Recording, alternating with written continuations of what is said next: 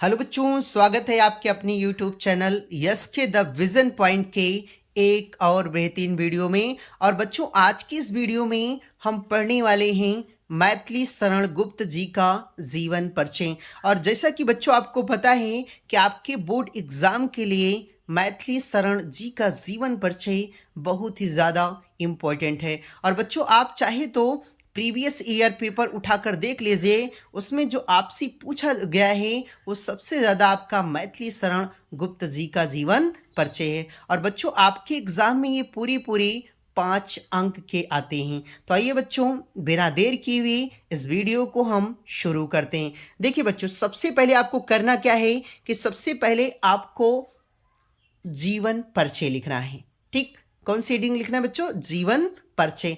देखिए, जीवन परिचय बहुत ही अधिक आवश्यक होता है बच्चों।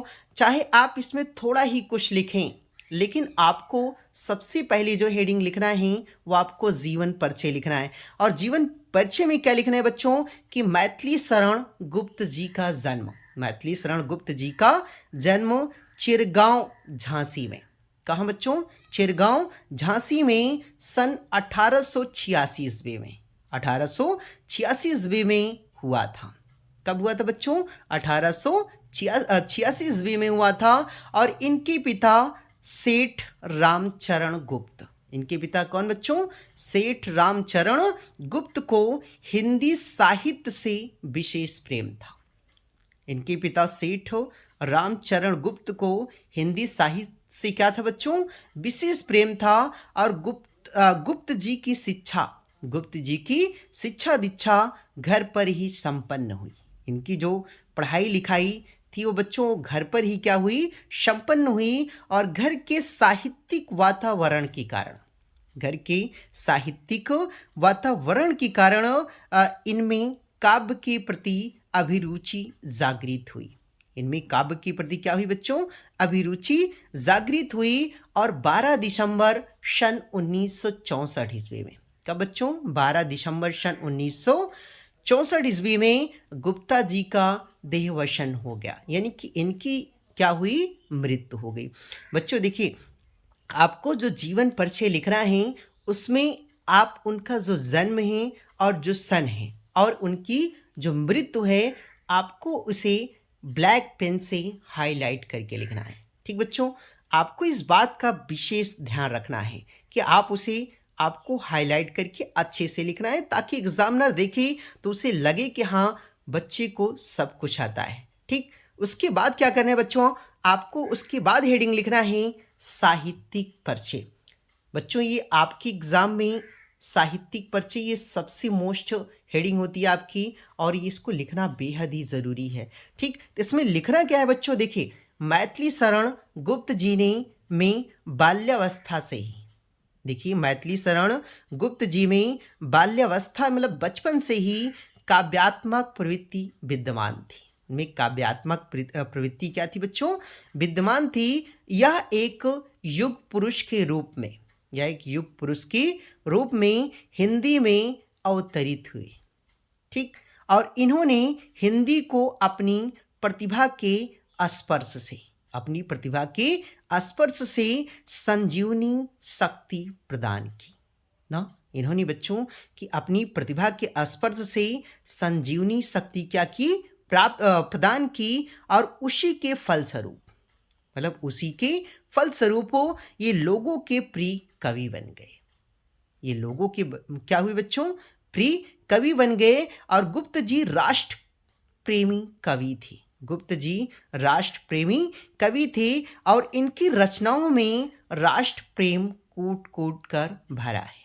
इनकी जो जितनी भी बच्चों इन्होंने रचना की है, आप उस रचनाओं को पढ़िए तो उसमें कह रहा है कि कूट कर, यानी कि प्रेम क्या हुआ है? भरा हुआ है। और इसी कारण से इनको हिंदी साहित्य के विद्वानों ने राष्ट्र कवि की उपाधि से विभूषित किया।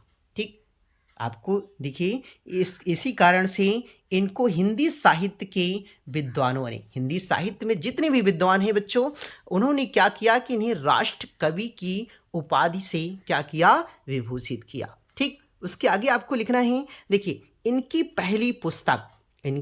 पहली पुस्तक रंग में भंग। देखिए बच्चों, ये पुस्तक का नाम है रंग में भंग थी, लेकिन इनकी पुस्तक भारत भारती ने, इनकी पुस्तक कौन बच्चों? भारत भारती ने इन्हें राष्ट्र कवि के रूप में प्रसिद्ध किया। बच्चों, ये जो कवि के रूप में प्रसिद्ध हुए वो किस किताब से हुई? भारत भारती ना किताब से करके ये क्या हुए?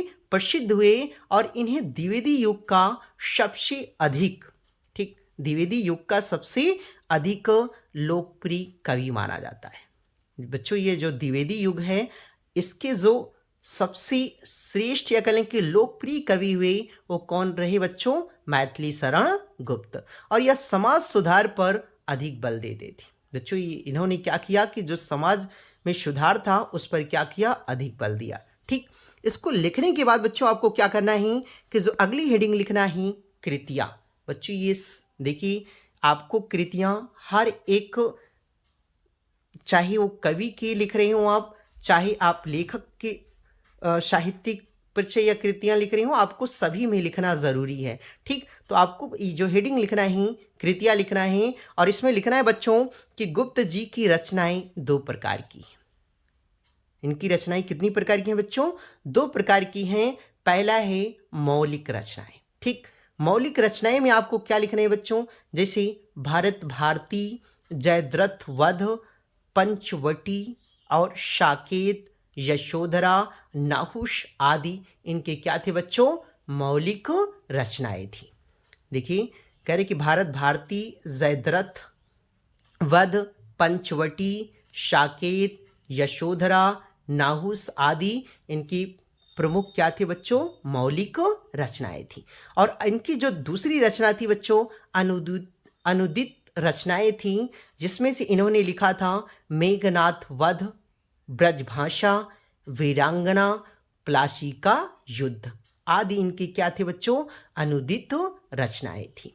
तो इस प्रकार बच्चों आपको एग्जाम में अच्छे से लिखना है, और जितनी भी हेडिंग है आपको एकदम क्लियर लिखना है। और जितनी भी आप पॉइंट उसमें लिखेंगे, चाहे उसका उनका जन्म लिखें, चाहे मृत्यु लिखें, या कोई सन लिखें, या उनकी कृतियाँ लिखें, बच्चों आपको इसे अच्छे से हाईलाइट करके लिखना है, ताकि एग्जामिनर देखते ही आपको क्या करे? पूरी अंक दे।